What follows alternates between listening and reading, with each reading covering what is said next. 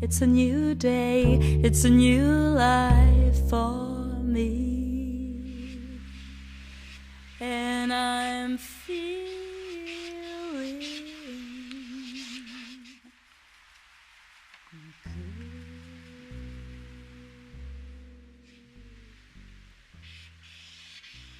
Je ne suis pas issue d'un milieu d'art, donc j'ai dû faire mon parcours toute seule.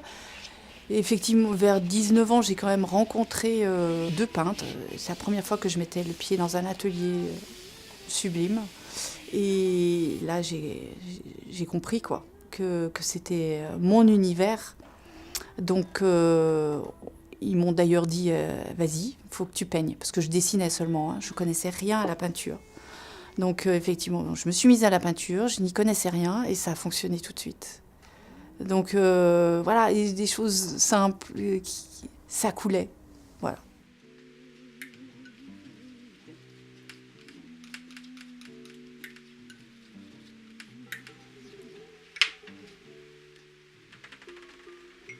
J'ai quand même eu un petit événement qui a fait que j'ai compris que c'était le dessin. J'étais enfant, déjà je prenais plaisir un peu à faire des illustrations pour mes poésies, enfin bref. Et puis un jour, vraiment, je voulais assurer. J'attendais le retour de mon père pour lui demander des calques, des choses comme ça. Et là, il m'a dit non. Il m'a dit, tu fais ce que tu peux, mais tu le fais à ta façon. Quand j'ai eu fini le dessin, je me suis rendu compte que j'étais toute... voilà, j'ai eu plein de frissons, ça a marché, c'était génial. Donc j'ai compris que le dessin pour moi c'était ma forme d'expression parce que les mots venaient pas. C'était mon support, mon langage.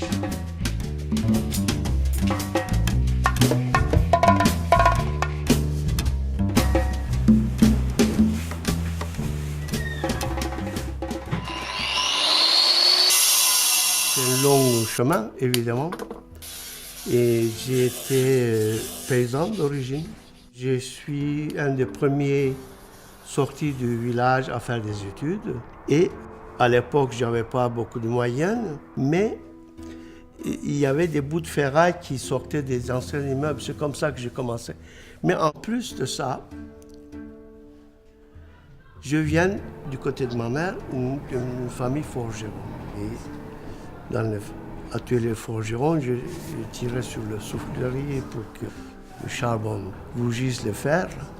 Je regardais, j'étais impressionné. Et à un moment donné, je me suis dit, récupérer les fers, les vieilles ferrailles, ça prenait trop de place dans l'atelier. Ils ont leur passé, ils ont leur histoire. Enfin, je me suis dit, j'achète du fer tout propre, tout neutre, qui n'a pas d'histoire.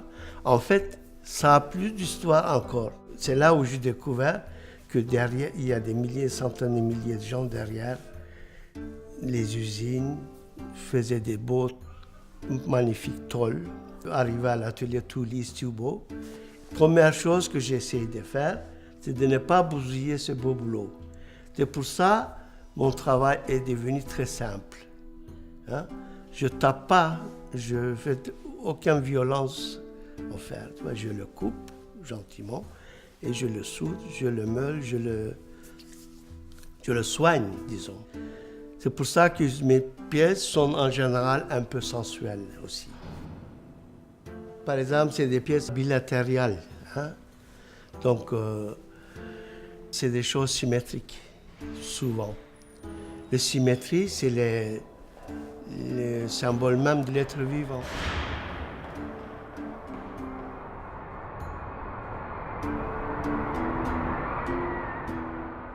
J'ai besoin de raconter des histoires, j'ai besoin de m'exprimer, j'ai besoin d'un espace. Mes toiles, c'est comme un territoire. Et donc, en fait, c'est là que je m'exprime, c'est là que je peux développer, c'est là que je peux... Donc, c'est forcément narratif, c'est forcément figuratif.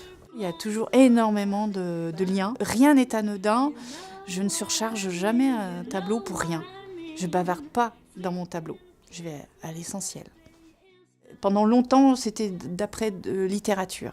Je lisais beaucoup, j'avais des tas d'images qui m'arrivaient, donc j'illustrais quelque part ce que je ressentais.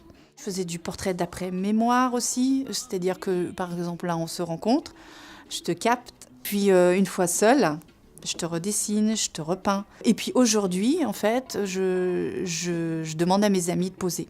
J'ai besoin de m'imprégner de l'autre et de plonger dans une histoire qui, à la limite, qui lui appartient un peu, mais qui lui échappe aussi parce qu'il ne sait pas ce que j'en fais. Donc, ils sont un peu surpris, ils ne comprennent pas toujours au départ, et puis après, ils disent « Ah oui, ça y est ». Et ça me plaît. Et par contre, là, le dernier qui est derrière moi, celui-ci, c'est personne, vraiment. Et quand c'est personne, c'est moi. En fait, c'est toujours... En fait, ce sont des autoportraits, quoi, quelque part. Mais je fais jamais moi en pleine face, quoi. Si vous voulez, dans mes travaux, il y a toujours un sens profond. Et en même temps, premier abord, c'est des coquilles extrêmement vides. Le bac avec du blé dedans, par exemple. Le blé, moi je viens d'Anatolie.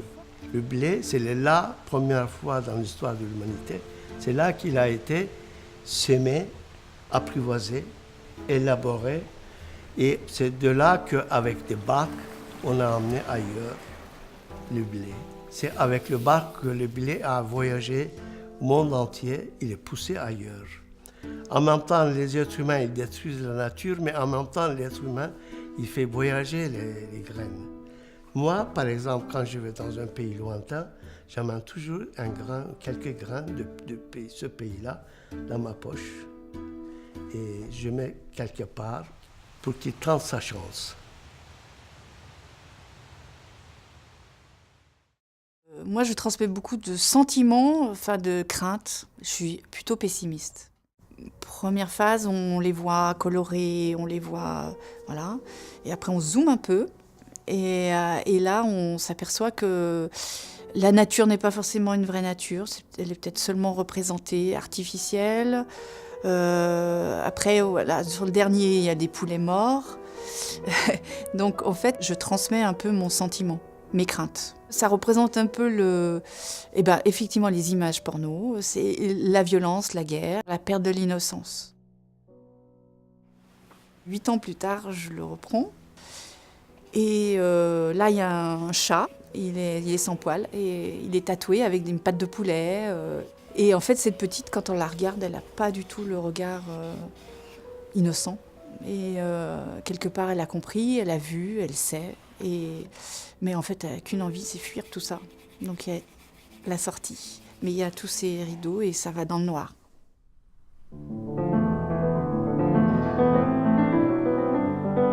Ce qui est très important, c'est des regards des autres et leur interprétation. Si l'histoire est différente pour celui qui regarde, mais ok, c'est parfait, parce que ça peut faire du bien de regarder une toile, parce que quelque part on est en dialogue, la personne échange avec elle-même.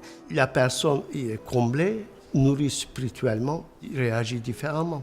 C'est pour ça que je me donne du mal à dire des choses, ce que je sais dire, pour que ça se passe à vous, aux autres.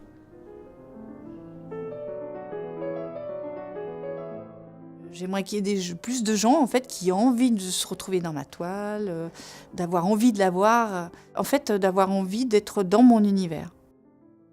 Si tu veux, l'individu veut sortir de son coquille pour devenir quelqu'un d'autre. Peut-être on est artiste parce qu'on a un gène mutant qui est plus développé que les autres, peut-être. Après, au niveau tableau, je ne suis jamais complètement satisfaite. Moi, ce qui m'intéresse, peu de temps qu'il me reste, faire des choses, prendre mon pied. Après, en faire quoi je me pose tous les jours la question. Moi, je crois à l'homme, même qu'il soit plus salaud. Parce que même dans le méchant, le plus méchant, il y a le bon qui est dilué. Voilà, pour moi, c'est ça. Donc, c'est pour ça que je fais l'art. Que pensais-tu, que voulais-tu de moi là? Qui pensais-tu tirer entre deux rues, tirer entre deux beaux draps là? La vérité, en vérité, en vérité, la vérité, tu ne la connais pas. La vérité, en vérité, la la vérité.